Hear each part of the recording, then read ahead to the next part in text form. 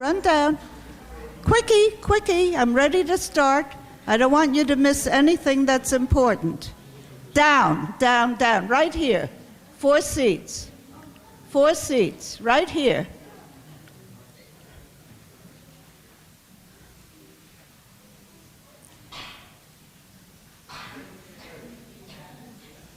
Any more stragglers? Oh, one more. That young man. Can you show me how quick you can come down the stairs so we can start? Quick, quick, quick. You're a slowpoke. Come on. Hurry, hurry, hurry. Extra credit. Oh, that's a good idea. No, I don't bribe my students. They do it for love, right? Okay. Oh, here's one young lady wandering around. Come down. I'm ready. Down, down, down. Right here. No, no, no. Oh, yeah, that's okay. I guess. I give up. I'm going to make this part of the introduction is for those who are registered students, CL 112, Faces and Places in Fashion. Since this is the closing session, and the balance, once I close this CL 112 course this semester, then we will hear from a wonderful, wonderful group of very knowledgeable people who are here for you. And our Dean, Joanne Arbuckle, will do the introduction. But for the moment, I have a few words to say to you, as is my custom when it's the last class of the semester.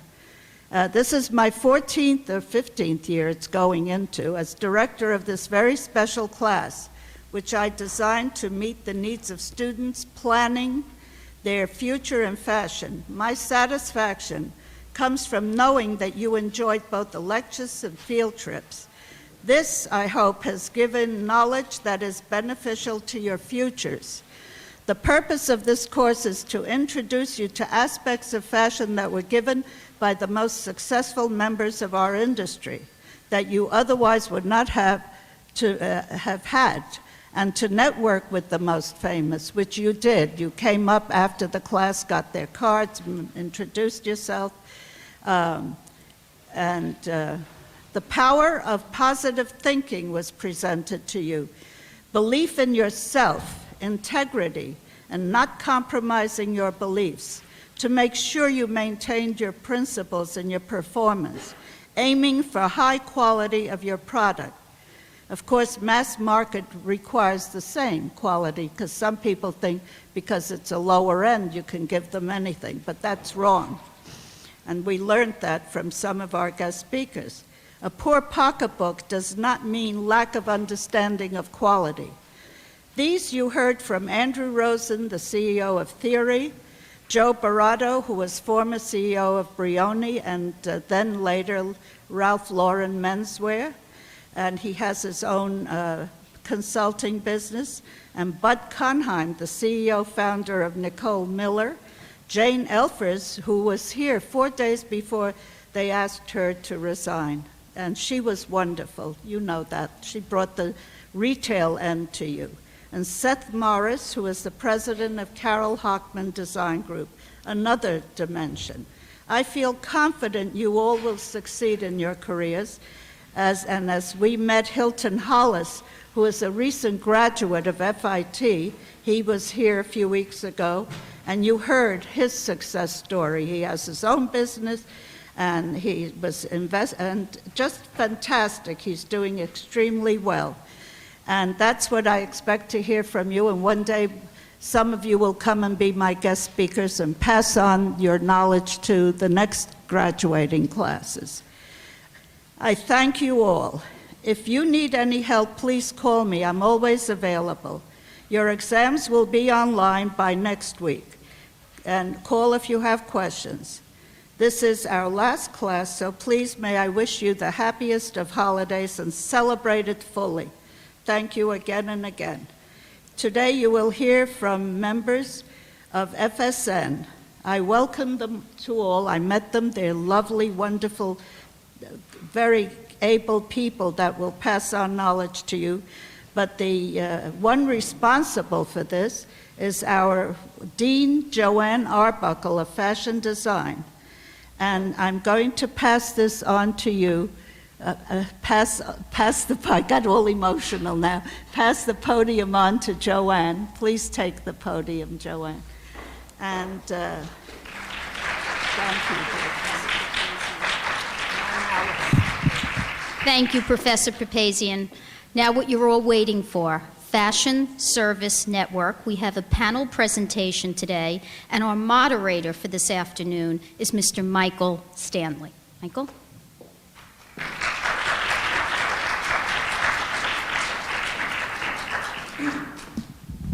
Thank you, Joe. And Professor Papazian, I thought you were terrific in corralling your troops.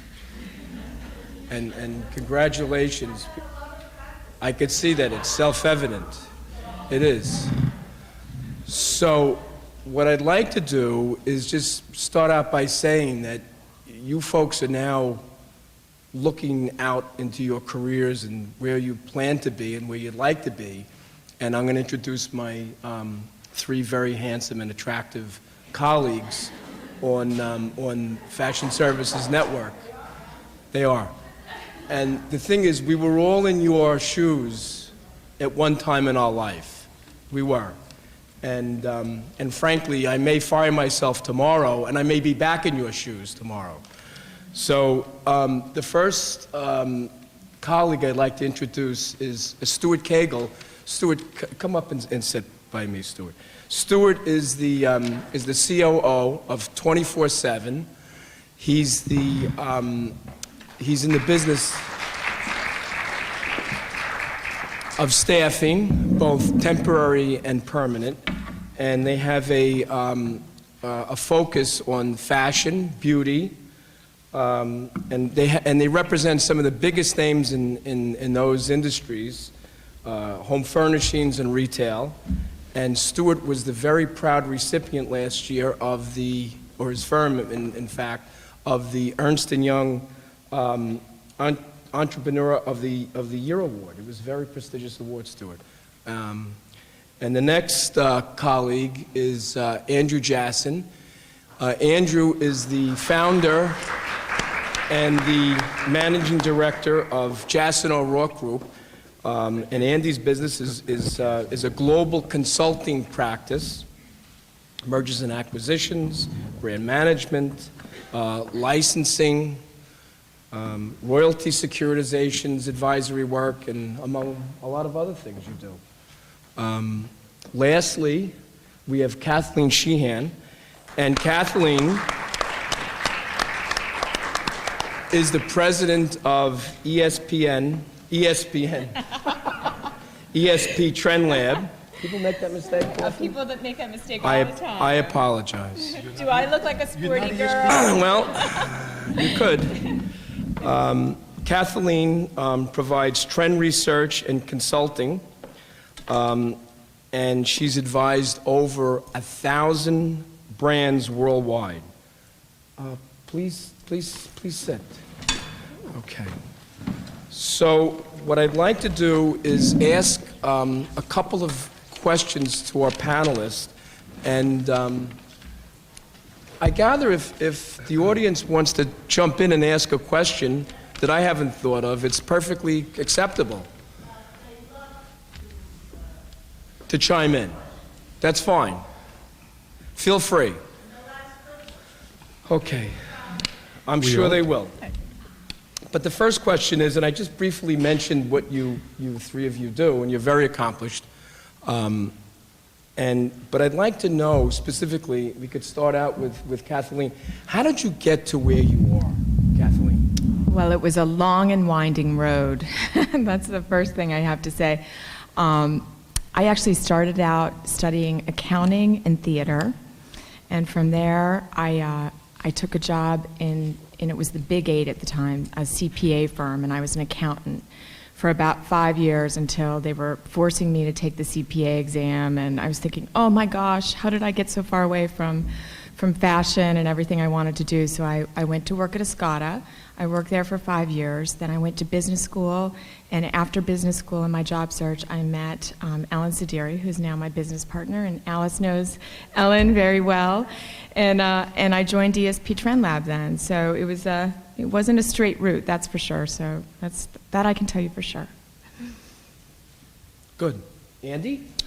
I had a circuitous route as well. I have an accounting degree. I went to business school to get a graduate degree, an MBA in corporate finance, and I hated what I was doing. I took a job with a family company in the apparel industry in 1970, only to learn that the people that were really making a lot of money and having a good time were the salespeople and the merchandising and design people. So what I did was focus my life upon learning as much about the apparel industry, not the garment center, as possible. It used to send shivers up my spine when people said you work in the garment center. So I built my career learning operations and sales and marketing and design and marrying it to numbers to build a successful consulting group. Stuart? Well, I'm living testimony to the fact that, I'm a French and history major. Neither one of those have done anything for me in my professional career. I started out my career with the J.C. Penney Company, and I think in my first job review, it was determined that I was unpromotable. That's not a good sign. That's not a good course for your career. I decided that I wanted to be in business for myself, so I went into the apparel manufacturing business, where I spent a number of years, and wound up manufacturing apparel for a number of branded apparel manufacturers. And I was manufacturing apparel in the Dominican Republic and Mexico, and it occurred to me that there was a tremendous churn in personnel in the apparel industry, and with two other partners in 2000, we decided to form 24/7 as a temporary and full-time staffing company focused primarily on the fashion business. And we've been scrambling to keep up with you ever since. Great. The other question I have for you, Stuart, is who is some, I briefly mentioned your field of expertise, but who is some of your, if you don't mind mentioning, some of your clients, and how do you really help them? Well, we're blessed with actually over 520 active clients in the fashion space, which means someone with whom we've had a business relationship in the last 90 days, someone we've invoiced for our services. So we do business with all of the recognizable companies and some less recognizable, everybody from in the fashion space, from Tommy Hilfiger and Liz Claiborne and Polo, to lesser known developing younger companies coming on stream.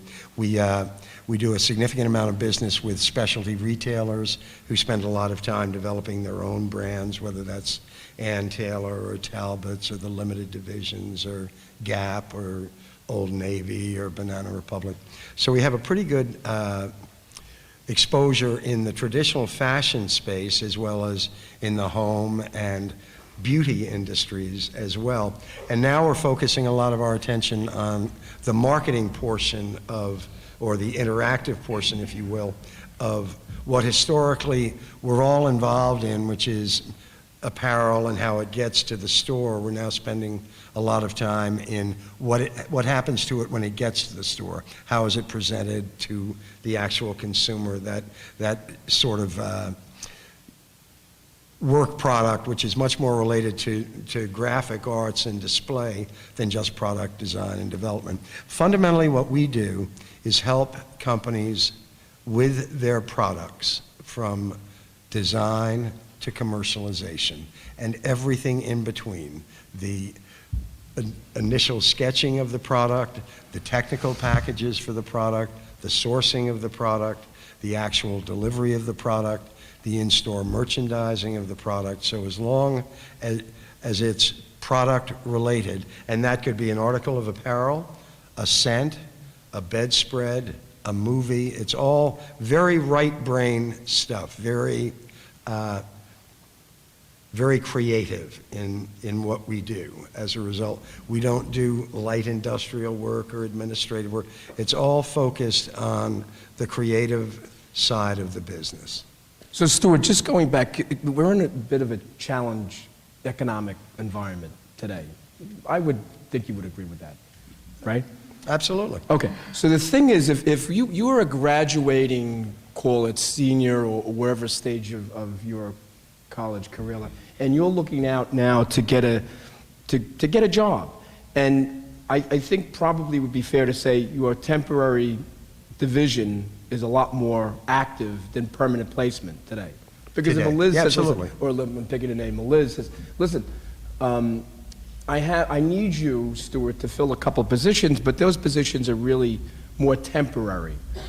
Would it be, what would you say to a student? Say, listen, should you hold out for a permanent job, or would be more inclined? Get it on your resume. Get it on your resume. It doesn't matter. Right. Today, if you have the opportunity, get it on your resume. Whether that's a temporary position, it doesn't really matter. A lot of people, you're going to see a lot of stuff, and it's going to be very frightening what's going on with the apparel business. The apparel business has not been unlike this for a long, long time.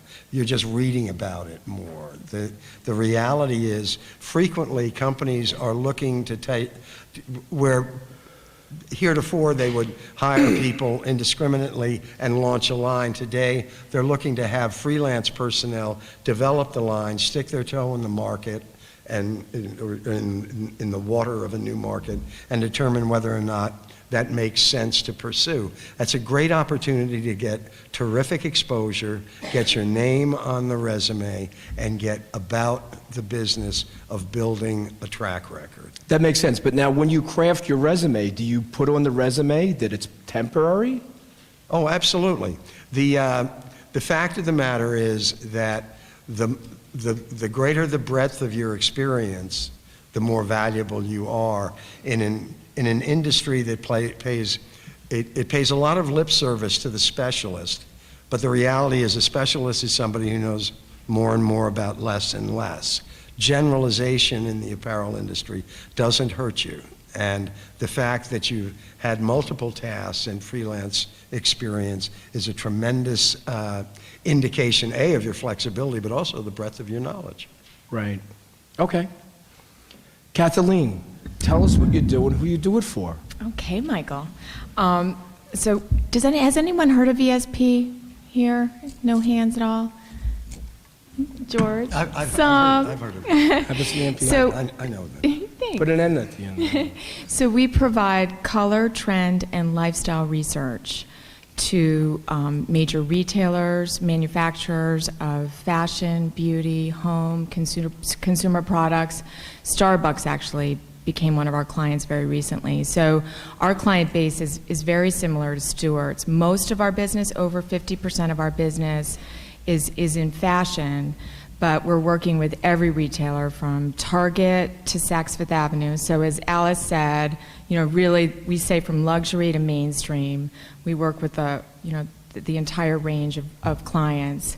For fashion brands, we're working with companies like DKNY and Eileen Fisher, but we're also working with the Nikes and the North Faces of the world on the performance side because their lead times are so long. It's really important that they get the trends and the colors right. And then for beauty, we're working with companies like Estee Lauder, MAC Cosmetics, Home Interiors, Restoration Hardware, Pottery Barn, Bath and Body. So it's just a full range of clients. And what we do is we're working on Spring 10 right now with most of our clients. And we're kind of the start button. I think Alice would agree, and that's what a lot of clients say, and that's why we love what we do so much, because it's kind of the fun part. We think when we're sitting down with clients, they're usually kind of starting a season fresh. It's kind of a clear slate. Our office is all white so that it's very much an open space for kind of creative thinking about the season. And we work with over 1,000 clients each year, really helping them identify the most important trends that are going to be at the consumer level 1 to 2 years ahead of when people will be buying those things in the stores. So, our company, we helped identify yellow as the major color for last spring, and all the purples and plums is the major color for this fall. So that's in a nutshell what we do. And the way we do it, we work with major companies in Europe that do what we do, and then within our New York office, we have a creative team, and we're identifying trends. We're looking at students, people on the street. We're traveling, we're shopping, and we're connecting all those trends we see to try and identify the things that are really going to become the mainstream over time. Mr. Jasin, sir. Does anyone know what licensing is about? Or mergers and acquisition? Well, that's primarily what we do. We take the DNA of companies and connect them to other businesses, meaning retailers, and eventually to consumers. Our client base goes, as we would like to say, from A to Z, Armani to Zegna, but in between are people like John Valvados, Jill Stewart, Catherine Malandrino, companies that are startups and companies that have been around a long time. The first thing that we do is look at the brand. What does the brand mean, and who does the brand compete with? And what do the people that are responsible for merchandising and designing the brand know? And what do they think about their brand? And how do they take that brand and move it someplace else? Licensing is a very interesting concept. It's about taking your brand and your work and your consumer connection and renting it to somebody else who might do a better job. So brands like Calvin Klein and Donna Karan and LVMH, which are our clients, as well as companies like Armani, have established their trademarks over a long period of time. Companies like Nanette Lepore, which are relatively new, are just really beginning to develop their trademarks. So part of what we do is to try to figure out where the connection is, of how to extract the ability to take your trademark and lend it to somebody else and create a brand visibility, a brand consistency, and then to create a monetary stream where the brand owner will be able to earn the fruits of other people's labors while magically watching the brand. It's sort of a complicated process. It involves the designers, the merchandisers, the public relations people, eventually the lawyers and consultants like us who put everything in a box and make sure it comes out okay.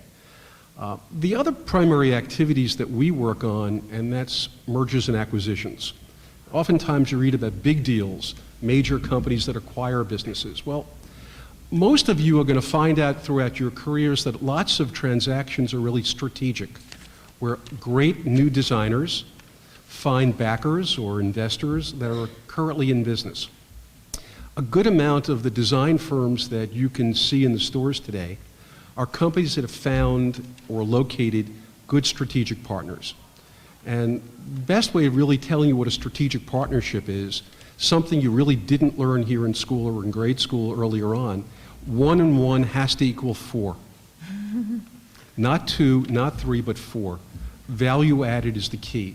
So what you're going to find when you leave school, or perhaps even now, is that great design or merchandising concepts need to be financed. And they also need to be strategically placed with people that can make the product, whether it be footwear or apparel or jewelry. So in the corner of putting together businesses is finding a strategic partner, which is about money, personality, but most important, product. So what we like to do is to focus our clients on both the strategic side as well as the financial side to try to create an opportunity that's going to live a long time. But with one caveat, it has to have a product that has to have a place, it has to have a consumer, and it has to be priced appropriate for the market you want to sell it into. So what we do is put all those pieces together for companies that have done all the things that Kathleen and Stuart have done already, gotten the DNA in order. The word DNA is often spoken very loosely. Brands and products and design have to have a DNA and a concept. And amongst the things that we think about when we talk to the people that own products with DNA is for them to know about the competition. So whatever you do, always look over your shoulders. What's the competition about? So that's a little bit of what we do there. What advice would you, Andy, give a student perhaps that's looking out? They're looking out into the industry. They call it the fashion industry, as to finding a career what's going to happen over the next couple of years. You know what's happening. You're living it. You and I know we talk regularly as to the environment and the opportunities and the things that probably are going to go away over the next 6 to 9 months or a year.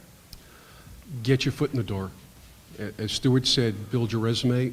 Well, the job you want probably doesn't exist today, and you're probably not first on the list to get that job that you'd really like.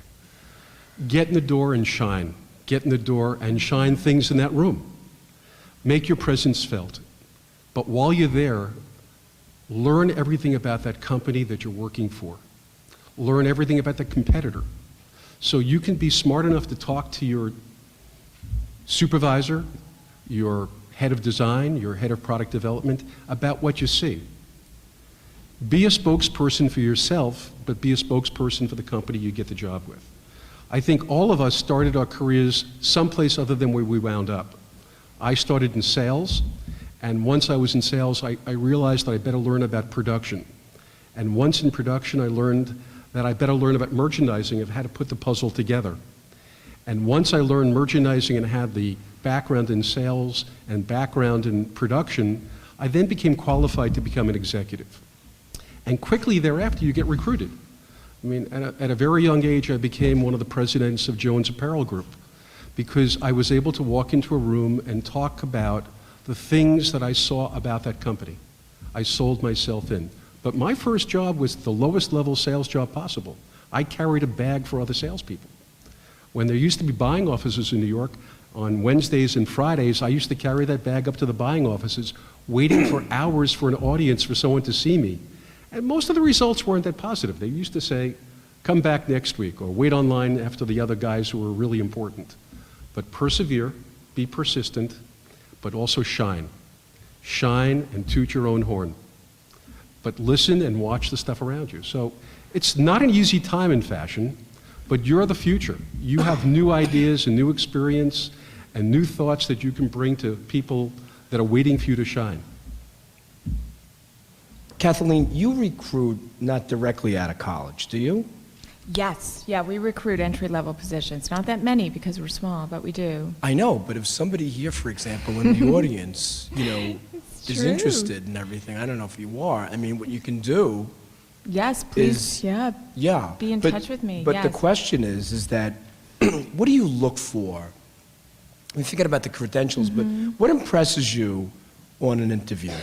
What Yeah. makes you want to hire that person? Well, even before I get to the interview stage with someone, what Yeah. really impresses me is if someone is very personal and very focused in their email correspondence or whatever it might be with me. If I can feel that something's not a form letter, it's something that's really written sincerely and from the person's kind of heart. It's still professional, but if I can read something and hear someone's voice and connect with that, that's what gets my attention, and that's usually what I respond to, and that's what actually takes me to the next step of setting up a meeting. And just like anyone, timing is everything. I mean, so many times you can get an email and it's the right time, and you're like, oh, we just happen to need someone, it's perfect timing, so that helps. But as personal as an email can be, that I can really tell that someone is crazy about the trend business and has specific reasons for that, that helps a lot. And also if anyone has a connection to us and our company through an experience, or they saw someone speaking, connecting it to us really makes a difference when I read things. Right. Now, but when somebody's on an interview, what Yes. makes you decide? You know, After that it's 17 funny. seconds Yeah. of meeting them. Yeah, I just that's what Because I it's was, early on, right? it's really early on. When It's I sort was of like in dating business, a little bit. well, in a when I way. was in business school, there was a study at Harvard about how long it takes before, when a professor walks into a room, how long it takes for the students to make a decision about whether they're going to respect that professor and, pay attention in class. And does anyone want to guess? Have you ever heard how long it is that a professor has? It's really fast. It's 10 seconds. 10 seconds that a professor has. And of all the things I walked away from business school, that has really made such an impression on me. And I know for a fact that I am just as fast as that when I'm meeting someone for an interview. So I do a scan. I look at the condition of someone's shoes, to see if they're really taking care of their shoes and if they're polished and fingernails are done. I'm doing like a scan for how someone's taking care of themselves and how the time that they've taken to put themselves together to meet with me, because that on some subconscious level tells me the amount of care that they're going to take with the work that we might give them and the clients they might meet with and how they might answer a phone. And so that's what I look at in those first 10 seconds. And then next I'm really looking for someone to kind of tell me their story. And I always look for someone's story, and if you can tell me your story, like how did you find your way here to meet with me, and what are you interested in, and to tell me a compelling story that's very real and sincere, that means a lot to me. And then of course I love seeing people's work and that they've put together a nice book and that they're prepared and flexible to answer questions. So those are some of the main things for me. 10 seconds. That's 10 seconds. It's Alice, true. I liked you in 2 seconds, so don't worry, okay? 2 seconds. And I Now, liked Alice too in 10 2 seconds. Less than 10 seconds. 30, half a minute. Okay, Stuart, you interview how many people a year? Thousands. Literally, the company. Tell us about what makes it or breaks it, Stuart? Well, everything is all about presentation. It's about, to Kathleen's point, it's how you present yourself. It's how you present your work, your body of work. It has a beginning, a middle, and an end. It has a point of view. It has a perspective. It has all the things that are a personal reflection of yourself. You're all extremely accomplished. Let's not anybody be confused. You're all very accomplished. You're also competing with one another. And as you look and gain strength from one another in the academic experience, there's the harsh reality of the workplace out there to deal with as well. And keeping in perspective that the time that you have to make that impression is limited, to Kathleen's point, and in essence, you want to provide all the dignity, if you will, that you've devoted to your work product, to the thought and the effort that you put into creating that product, to make sure that as its primary ambassador, that you also reflect the same quality of work that your portfolio reflects. And at the end of the day, so much of it is really all about how you present yourselves and how you present your point of view, how you speak to your body of work, and at the end of the day, the enthusiasm that you show for it and the validity that you ascribe to it is it's contagious. That enthusiasm is what triggers the enthusiasm across the desk or across the table. Sort of this is my most memorable earth tone collection. That's not going to get it. You need to be your own best advocate. But Stuart, how long is an interview? How long is your interview? I mean, how long is the span of an interview? Your interview lasts as long as till it's over. And when I say that, it too has a beginning, a middle, and an end. And the best advice I can give you is to make sure that, back to a pretty trite word in an academic environment, but do your homework. Know who you're meeting. Try and find out and know about with whom you're meeting. Try and get as much perspective as you can. Visit their website. If it's a retailer, get to the store. If it's a manufacturer, see what their product looks like. Be as informed as you possibly can be, because that's going to give you the added advantage of driving the conversation rather than being sort of the inevitable question asked, answer given. You can be providing answers that have a perspective, that draw out the person that's interviewing you, and you start to then engage in a dialogue instead of just participating in an interview.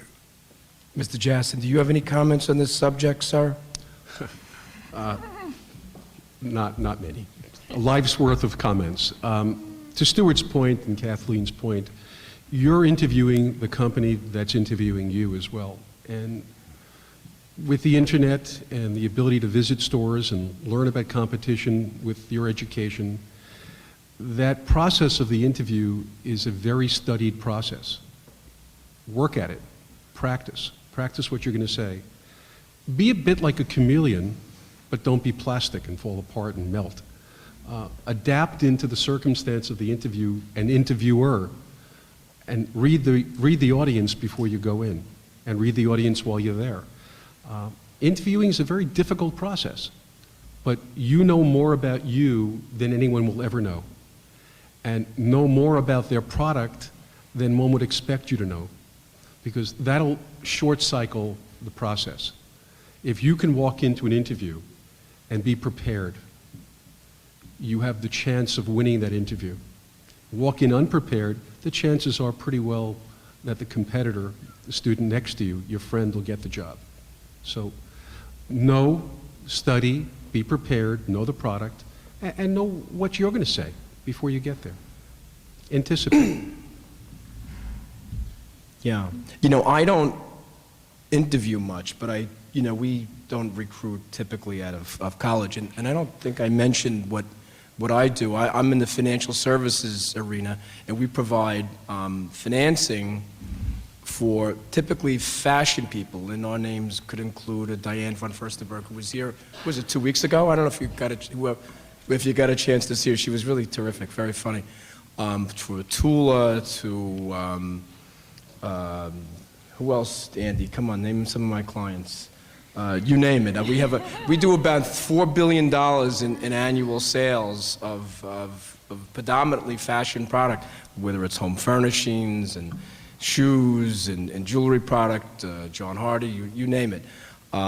So that's kind of what I do. But what impresses me when I do meet somebody that is looking for a job is that they come in, and they come in talking. And they come in and they say, listen, thanks for seeing me. And then, and they segue immediately to, not the weather, but, how's your business or something. So it breaks the ice, and, we're engaged back and forth, and they stand up straight, or she stands up straight, and it's immediately, and I agree with you, Kath, I think it is 10 seconds. It's fast. And then that the rest you should just follow through. And if you've done your, presumably you've done your homework, which is today, it's, with the computer and everything, it's really not that hard to do. So, here's a question. What was your, Stuart, what was your biggest career mistake? The biggest one. I know you had a lot of them, Stuart, but just the biggest one. Getting into the apparel business, I think that was the biggest. Not getting out soon enough.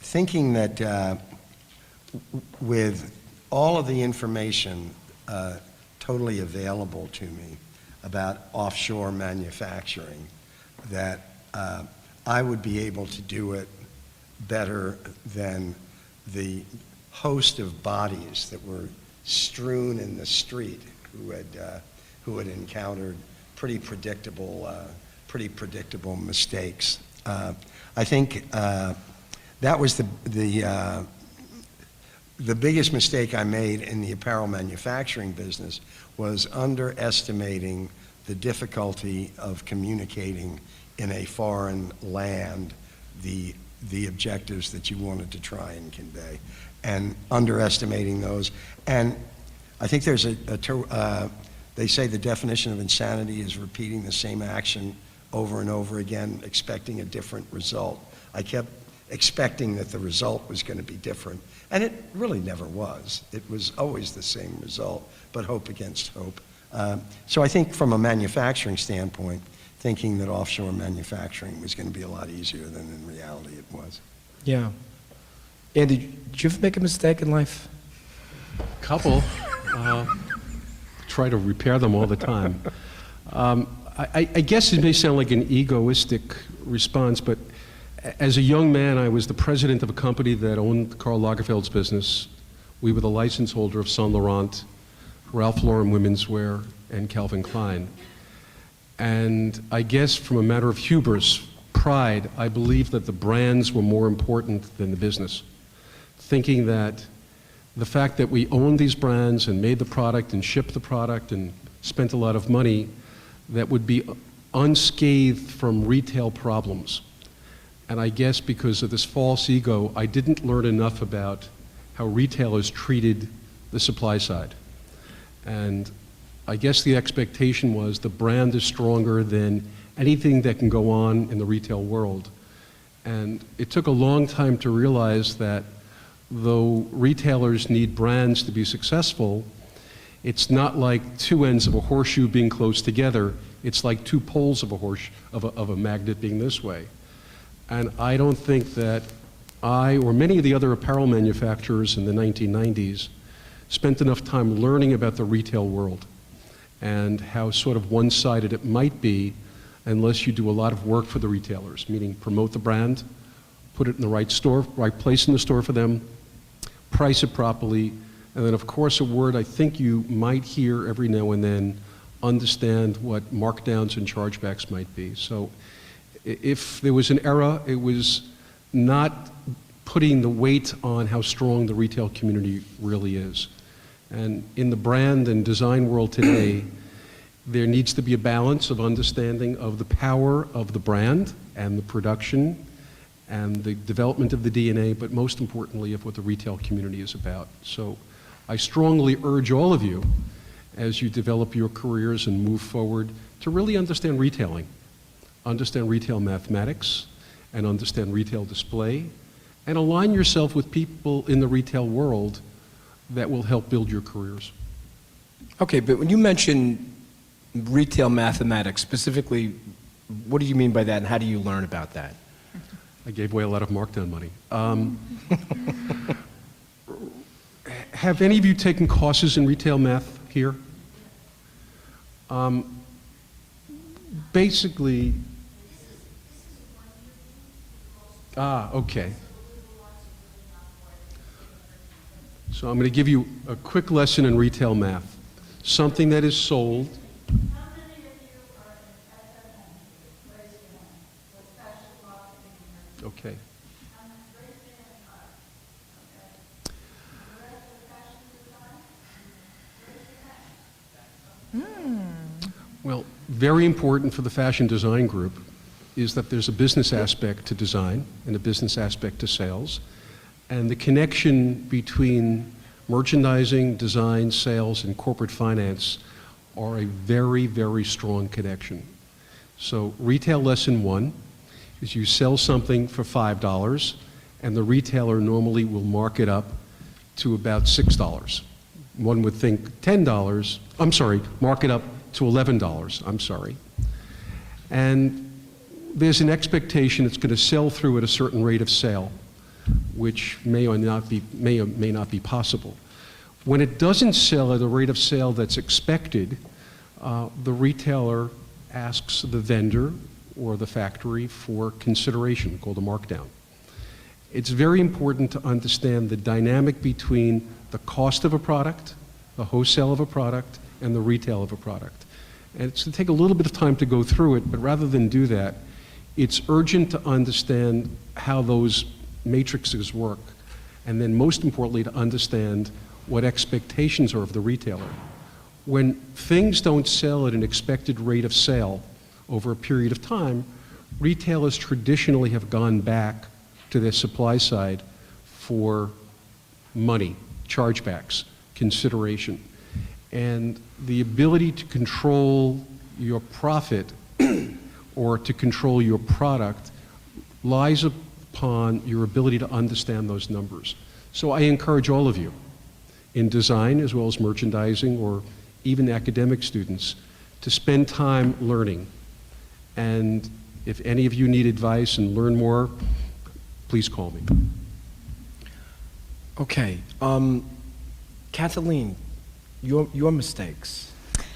Or the biggest one, let's put it Okay, that way. I want to tell you about two mistakes. The first one I made was I always wanted to take French in school, in high school, and my parents insisted that I take Spanish, and so I kind of gave in after lots and lots of, please let me take French, and it's amazing to me when I speak with parents and how children sometimes really know what they want, and they know it for a reason. And now, all these years later, I spend about 6 weeks a year in Paris, and I don't speak French, and I speak Spanish. So if there's any, that was a mistake, and I went back to try and take French, and it's just languages don't come easily to me, so it's been hard to kind of catch up.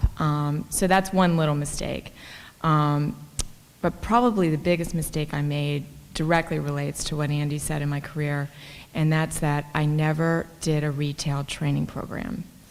And when I was looking at job opportunities when I was in college, I remember looking at those training programs, and you did one, right? And Stuart, you did one at Penny's, and I just didn't consider it because my biggest fear was that I was going to get stuck in the lamp department at Macy's, and I was going to be the buyer for lamps instead of fashion, and I was so worried about that.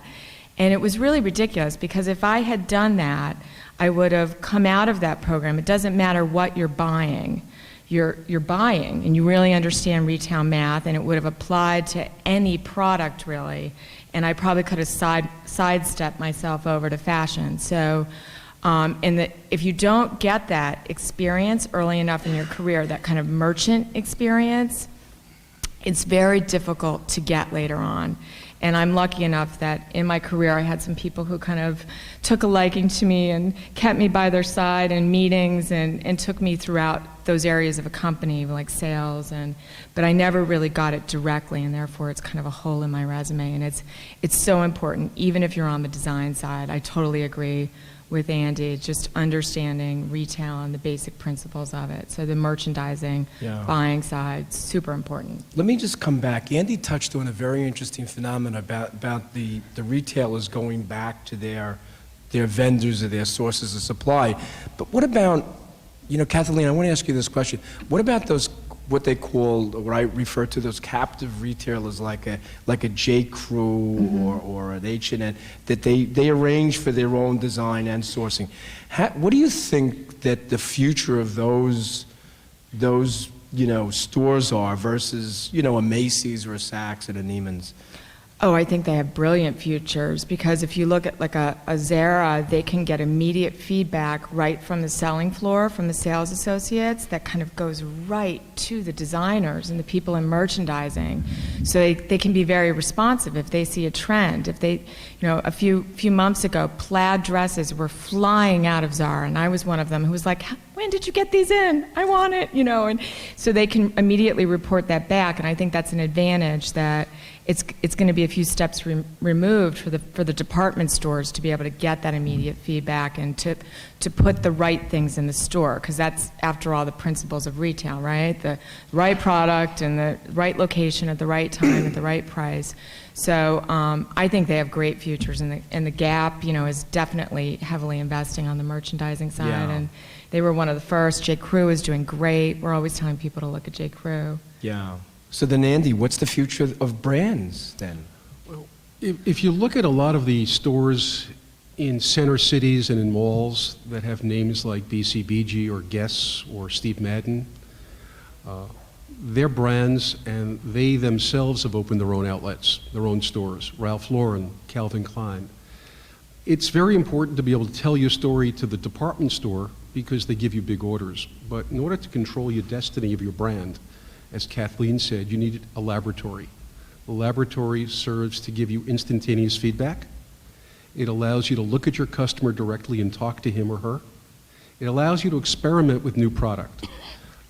And all you have to do is just look at some of the designers that have been evolving over the last 5 years, like Nanette Lepore and Jill Stewart.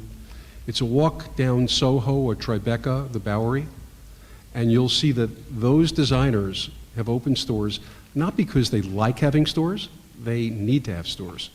They're expensive to open, but they're the eyes and ears of the brand. I was with one of our clients, John Varvatos, on Thursday, and out of a company, and John has had a bunch of different careers. He started at Ralph Lauren and Calvin Klein. He will open his 9th store this year.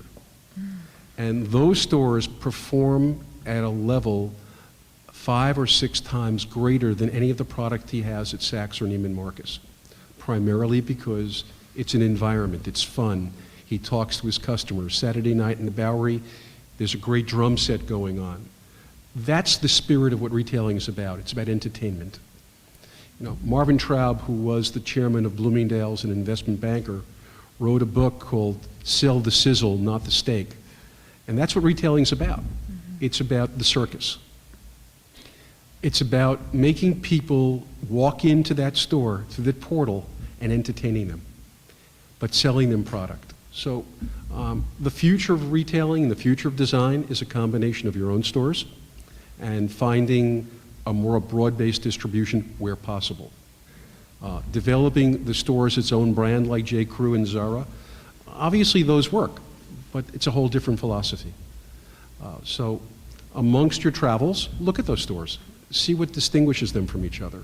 Look at the differences in product that you might find in the store that's in the mall called Guess or BCBG, and then look at the product in the department store. The displays are different. It feels different. And more importantly, the product knowledge of the people behind the counter is greater. They can talk to the consumer about what that consumer wants to hear, make them feel good, and also sell them more product. So the future of retail is about sizzle with steak at the same time. Yeah, Stuart wants to add something. But Yeah, I would, but I just want to ask, certainly you must have at least one question. Well, I'm all ears. Oh, good. No, it's okay. If you have a question, yes, question.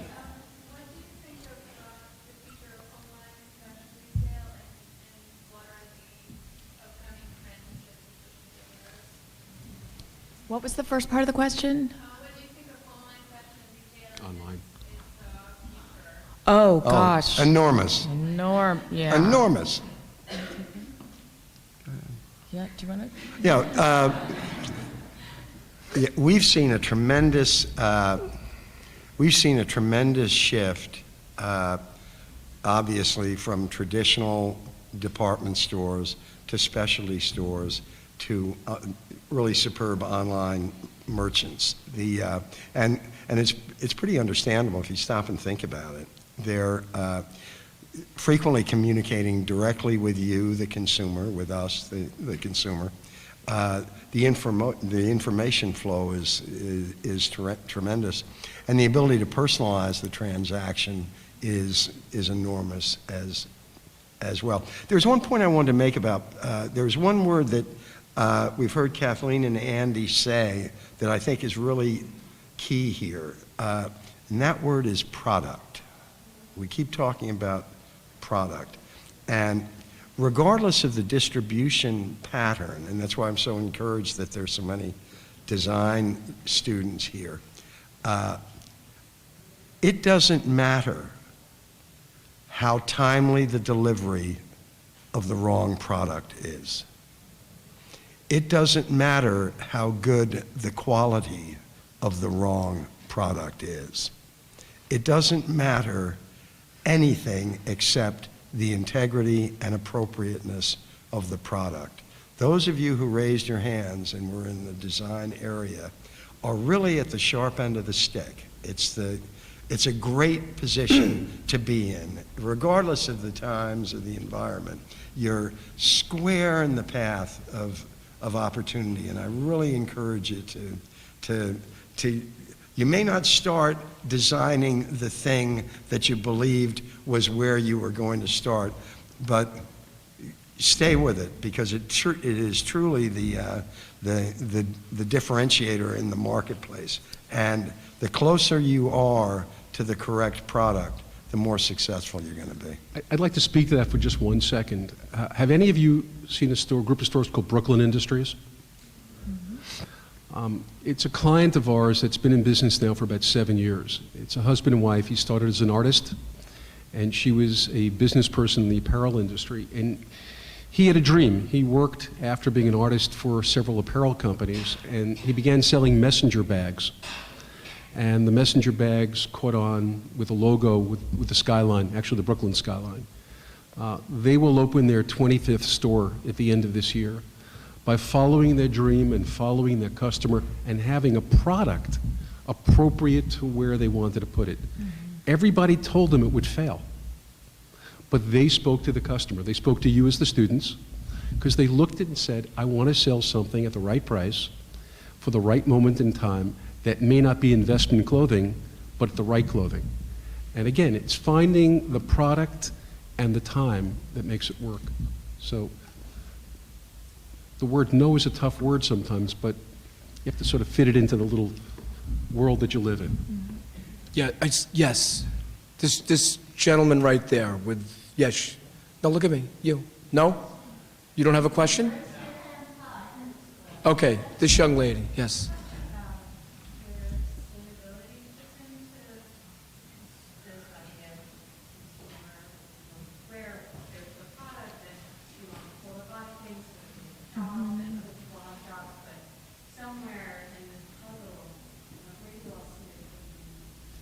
I see it as being probably the most important thing long term that every company is going to have to face in every product, and it has to be much more than a marketing gimmick. And I think there's a little bit of backlash from all of us right now that people are using it as a marketing tactic. But I think it's going to be Cradle to Cradle is a book by William McDonough, really talking about all of the components that go into a product till it's done and finished, and the path that it takes along the way, and that has everything to do with the labor, the ingredients, the materials, and it's life. It's huge. It's the green tech trend that's going to stay with us for the next century. So I think it's super important and really can't be getting enough attention from companies. Companies that ignore it, I think, are not going to make it. It has to be done cost effectively, because the consumer's not going to pay that much of a premium right now, so there has to be sensitivity around that. But I think it's very critical. We do in our work at ESP. Now, the interesting thing, Alice, is that we only have today, we have 5 of us here from Fashion Services Network. Yeah, the other person, it's Charles Klein. He's an attorney with David Off and Molino. But part of our group is we have people from real estate, from in the consolidation and distribution business, in chargeback recovery. I mean, we have a group of probably about how many members? 22. And we have regular meetings. Joanne's attended. We have a lot of fun. You could come anytime you want. Sometimes they get a little hostile, and once or twice it almost turned into a Jerry Springer show. But but they're very good, and they're a lot of fun.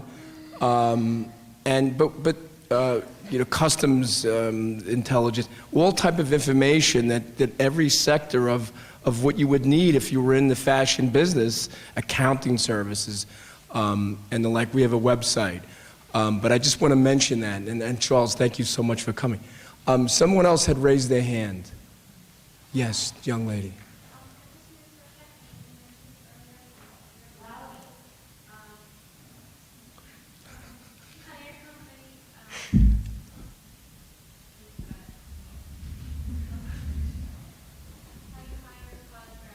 Yes? Okay, well, most of our recent college graduates go into support roles, kind of office manager, helping us ship out our trend books, and we sell extra color standards for all of the color forecasts that we sell. So I have to say they're support jobs. They're UPS and FedEx, but we actually most recently had someone join us as a temporary kind of office assistant, and she is now our marketing associate, and she's coordinating like our webcasts for our web seminars and doing a lot of our email campaigns. And she came in doing just office work and really worked so hard, and she shined like a star, as Andy said, and she was very dedicated and willing to do anything, and that, I just wanted her with us after working with us that way. So that's usually the way people start, but we also have creative assistants in our studio, and I always tell students on the design side, on the creative side, that it's so important to have strong computer skills and to really know programs like Quark, and mostly InDesign. That's the one we really use to create a lot of our books, so that you can be doing your creative work, sorting through tons of runway photos, but then pulling them into a page layout, a page design. So you're actually helping us produce the book at the same time as you're using your creative eye to edit out the best looks from a particular runway collection. So those are the studio assistant jobs. So those are the two main roles we have for entry level people. And it's usually, we have a company, we have about 10 people in New York, and 2 of those are more entry level. 2 jobs. Yes, Charles. I have some non-legal points to make. Comment, and I have a question for Kathleen after. Okay. First thing is that I just want to encourage all of you. This is very difficult time, and I got into this industry by fluke. I left a big Wall Street law firm many years ago. I became the general counsel of Stuart Kegel, which was around probably the first time we were born, but it was a hot designer jeans company, and ended up loving the industry. And for years, we've been sharing the fashion industry. So difficult, and it is, but there's always going to be room for people who are talented, energetic, dedicated. So I want to encourage you to say that. The other question that I have for Kathleen, I've always wondered about trend organization. How do you decide that this season's yellow or plum? And the related question to that is, do people who follow the trends either risk too much by relying on that trend or not following the trend? How do they sort that out by saying, gee, we don't do yellow, people aren't going to want it. Or on the other hand, if I do so much yellow, I'm going to look like all my competitors. Right, and I'm wearing yellow today too. That's a good example. Well, in our business, we use the law of the few, the 80-20 rule. I don't know if anyone's ever heard of that, but in the law of the few, you say that the 20%, so the few, will eventually influence the mainstream, the 80%. So in our business, we're usually looking for less than 20%. We're looking for like the little kernels of an idea, and to do our work, we buy a lot of photographs, street photographs from like Art Basel is happening right now in Miami. We'll get photographs from Art Basel of the people that look the hippest and like they were having the most fun there. And we get photographs from all over the world like that. And then we're also attending art exhibits in our office and, kind of sifting through culture. Movies are important. Gossip Girl is important. Whenever I meet with student groups, I always ask the students what they feel most strongly about, because that's a part of our research. We're reading, and we're really reading across, like we read economics and, science. We attend conferences on the future that are attended by a lot of academics and futurists. And really what we do is we try and connect, kind of one of my basic principles is like with like, we try and connect things that seem like they're related to tell a story, and then those things, if you can find enough touch points that kind of link up together, they're the beginning kernels of something, just like when you're walking down the street and you do a double take, like, God, she looks great. I don't really know why, but that tells you something. Those are the things we're looking for, to kind of connect those ideas that will then be the trends. When you see just a little bit of yellow, just those little bits of an idea that will then become the mainstream. And the other part of your question, Charles, is we work with a lot of our clients, and they really want to know what we see as the direction of the mainstream, so that they can actually go the other way, because they want to stand out and they want to be different. And especially a lot of our designer clients, I have to say, work that way. And so it's always interesting to me to know what their perspective is and what they're looking for. And because no matter who our clients are, one of the things that they always want to know is what is the trend or the color story that you're getting the best response to, because that would have been the yellow from spring or last spring, summer, and the plum from this, because they want to use that information. And if you're not doing that big story, you don't want to look like you missed it. So you have to be very, very careful that you're in enough of a leadership position and that your brand has enough cachet that it's okay to be out there, kind of left to center. And if you are in it, you want to make sure that your product doesn't look the same as everyone else's, and that it's just too boring and not exciting enough. So I have to say, we look at companies like J. Crew, because they do seem to kind of get it right. They're very true to themselves. So they may hit the trend spot on, but they do it in a way that's very J. Crew. It's very preppy and with a twist. And so, because that's important. You don't want to just be a Me Too, because heaven only knows we all have enough of everything. And the big thing is to try and sell your product at full price, to be that thing like, I have to have it and I don't care how much it is, and I'm not going to wait for it to go on sale. I want it now. That's the big thing. So, Andy, do you want to add to that? There are probably 4 or 5 words that are always important in fashion. One is be passionate. If you're not passionate, no one will believe you, will believe what you're doing. Be aware. Really be aware of everything around you. Be aware of where you eat, where people walk. Be aware of where people shop. Be aware of the environment. Communicate. Communicate amongst yourselves with other people. Once you learn how to communicate, half the battle is over. Also, network. Learn the art of networking. It's the key to the success of all of us in business. Each of the members of FSN, all our clients, us at the table, have established the ability to network and understand how to use that network properly, when to put it on and when to shut it off. And last is, you are a brand. Each of you are a brand. You have to sell your brand to somebody else. Nobody knows your brand better than you. Again, make sure you're out there marketing that brand and market it to where you want it to be. Not that hard to do. It's hard to get people to believe it unless you do it. Professor, did you have a question of these? It's good, right?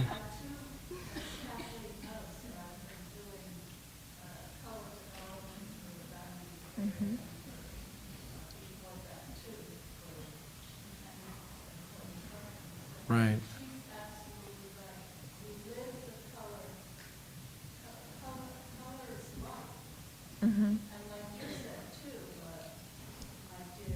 Andy. Andy.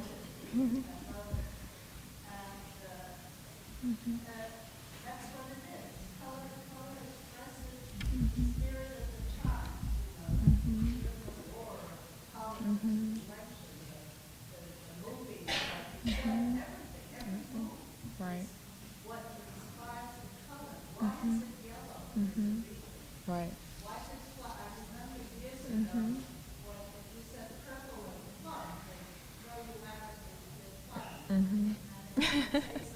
Yeah. Right. Right. Right.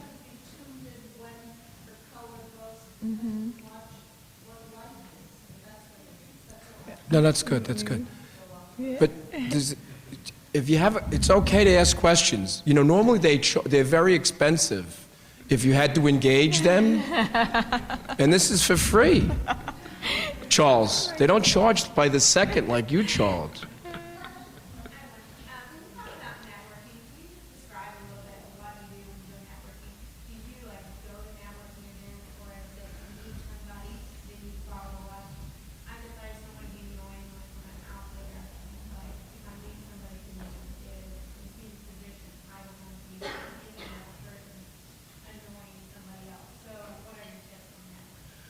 Well, first of all, be respectful of people's space next to you, and sometimes networking appears to be easy, but it's not.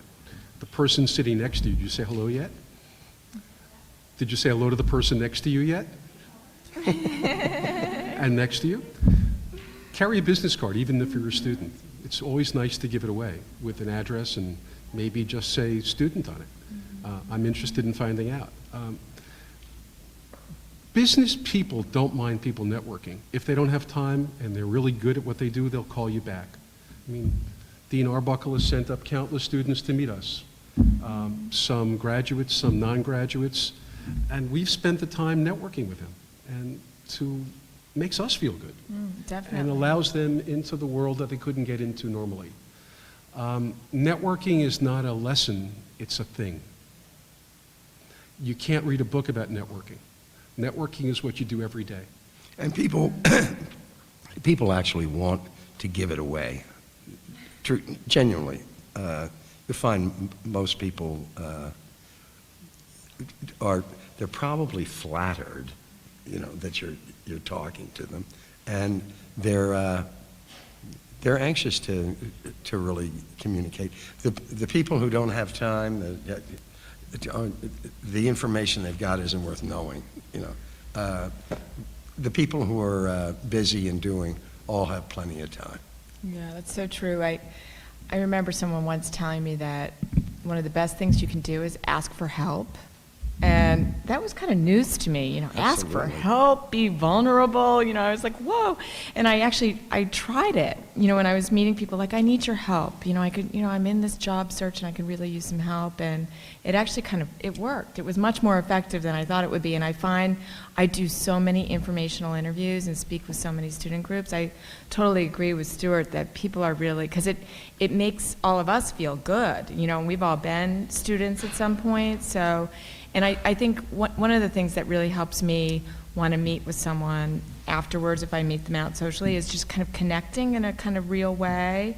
It's having some one thing that we talked about that someone could remind me of. I really enjoy meeting you at that party and hearing about, whatever it is. It could even be something personal. Your Montauk house. Michael knows I have a house in Montauk. It doesn't all have to be work, because I think a lot of it is just people connecting with people, and, especially with the bad economic times, you want to like the people you're working with, and you want to feel like you're doing good in your life. So I think a lot of it is just being genuine and really connecting with people. And the results are incredible. I mean, it gives everybody a feel good, and also there's a business result. If you work that network and you mine that network and don't abuse that network, it turns into very productive responses for everybody. And you never know where that's going to happen.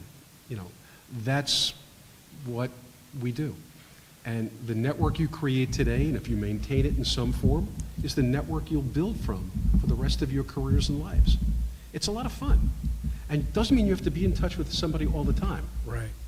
People understand, because we all are busy. But when the moment comes that you need to get back that network, or get into that network, it's cool. Should It's you so go to true. networking events? Why not? It doesn't hurt. And, it's very interesting, Kathleen, because in life, we're all fundamentally connected. And, I'll just give you a little example. I was having a business problem, with a deal that has gone bad and was unraveling, and I didn't know all the players. Well, this afternoon, I ran up to Andy's office, and he has a vast knowledge of people and players and names and phone numbers. He made 2 or 3 phone calls, and he had the whole thing. It was astounding, laid out for me. It was amazing. Don't bill me for it, but it was amazing. Okay, and the other thing is, I'm going to mention one little other thing. I have a friend of mine from way back from college, a bazillion years ago, And he was in a retail store, I guess it was last year, and ran into, and he's not in the fashion business, he does something else. And he ran into somebody who's here tonight, Danielle DiFernando, who has this wonderful emerging handbag and accessory business. And she says, wait, and tell us the story how we met, Danielle. This friend found me in the store, contacted me, we had a lunch right at the Fairview and on 61st and Madison, and the next week I'm in his office showing him, I'm bringing my suitcases, looking at my handbag, he's like, that's great, what are your numbers? Right. I started off, I picked up my first opening, actually while I was still in school, and when I finished school, I was picked up by Tell us where you went to school, Danielle. There you go. See that? See that? See that? See that? And the goods are and the goods are blowing out. They're blowing out. It's amazing. I have so many students who were in this class who were very successful. I have one that's at Walt Disney doing their costumes. I have another one designing this fantastic. But thank you so much because you pulled more together through me, as I said, I love it. No, it's our pleasure. Does somebody else have a question? Yes. along the same lines as networking, how do you present yourself to someone who, I guess, is high up there and you feel like you're not at it or you're not there yet and you're afraid of the response and also just the introduction and just the personalism, as you mentioned.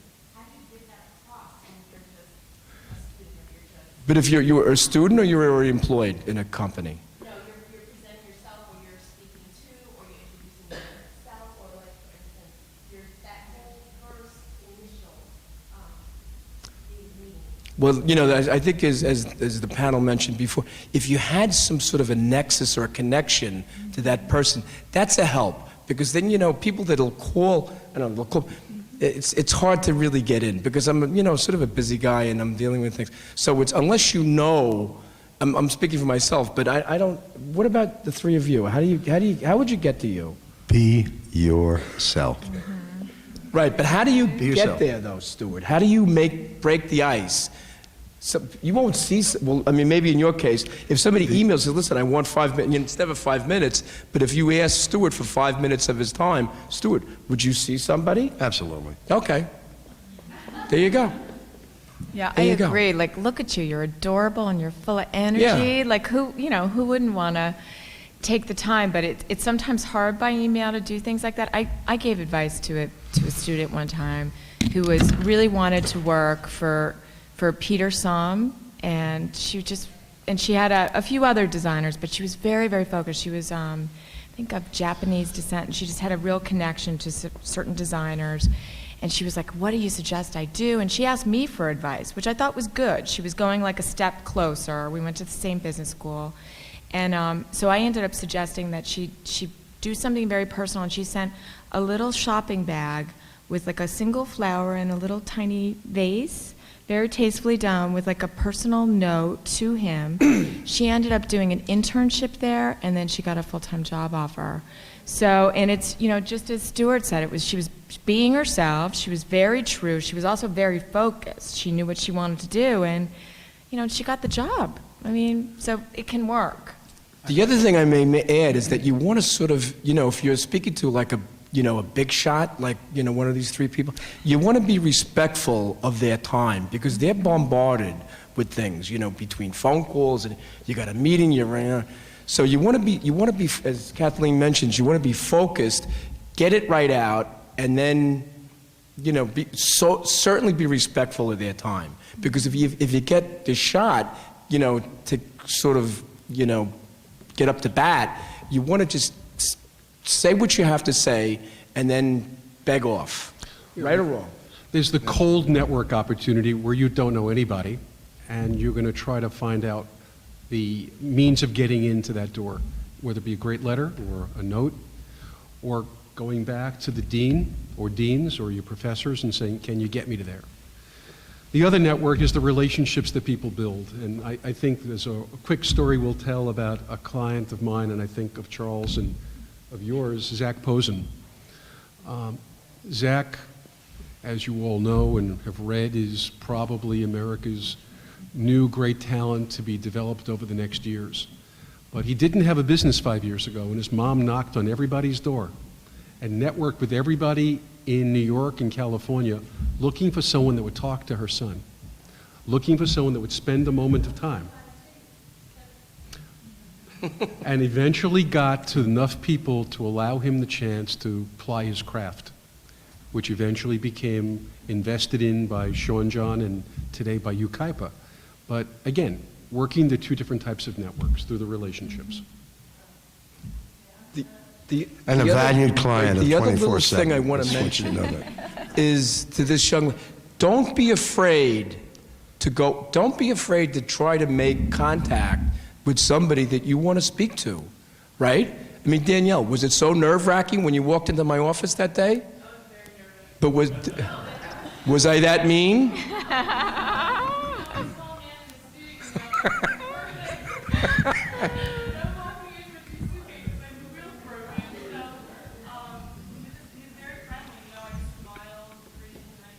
And you took out in the bags, and I got an expert. I got Sherry Fishbein to look at the bags, because everything I like never seems to sell. I can't understand it.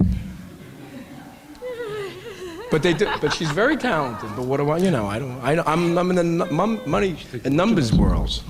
So, any more questions? Because this costs money if you otherwise engage them. Anybody else?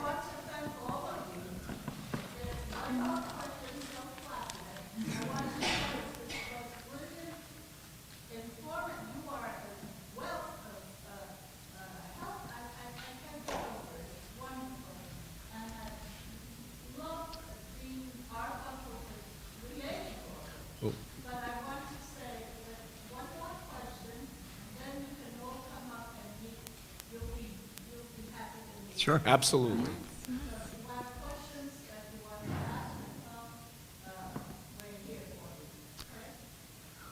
Okay. Yes. Is there a book that influenced you in the way you look at the industry or business or something that you feel is great? I would strongly suggest that, and you can get it online. It's published by 24/7. It's called How to Get a Job in Fashion. How to Get a Job in Fashion. Yeah.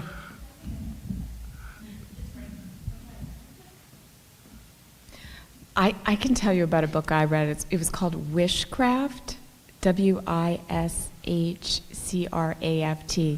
And I read it at a very, important point between accounting, when I was wearing my dark suit and my bow blouses, and I was like, how did I get so far off Did we miss you? track? That's what I used to do. And it was a book that just helped me get back in touch with what I really wanted to do, and kind of helping me take the steps. So it was wish, getting in touch with your wish, and then the craft is how to get there. And I've talked to a few people who've read it and have enjoyed it, so it helped me. I have 3 books, and they're not connected in any way to anything that makes any sense. One is The Prophet.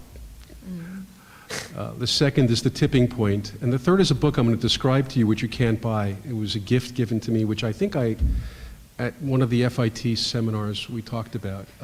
When I was learning my trade, along with several other fashion people, a famous retailer gave me a book called You'll Know It When You See It.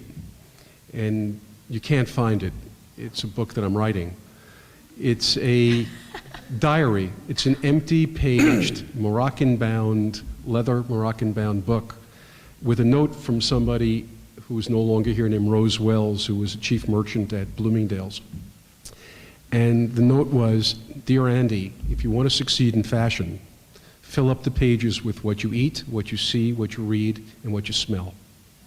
And that's what fashion's about. It's beautiful. So that's the book you need to write, and that's the book you need to read. If you're going to be in this business, you'll know it when you see it, but you have to be prepared to know it and see it. That's experience. Everything you're going to do from today on is about experience, but putting it in order, networking, going on interviews, understanding what you want to be. And remember, where you start is not where you're going to wind up. Don't ask how much I'm going to earn in the first part of the conversation. Ask what am I going to do and how can I help? Because you're not going to earn what you deserve, but you don't deserve to earn anything yet. You'll get there. If you're good at what you do, you'll achieve every goal you'll ever want. But you got to be there. You got to get in the game to play the game. It's an easy game. Well done, really. I want to thank you so much for coming. Alice, thank you so much. It's the greatest thing. Good job, group. Excellent students, seriously. They made great questions. They're fabulous. I'm going to wear my yellow dress next time. This is Alice's car. Thank you, Alice.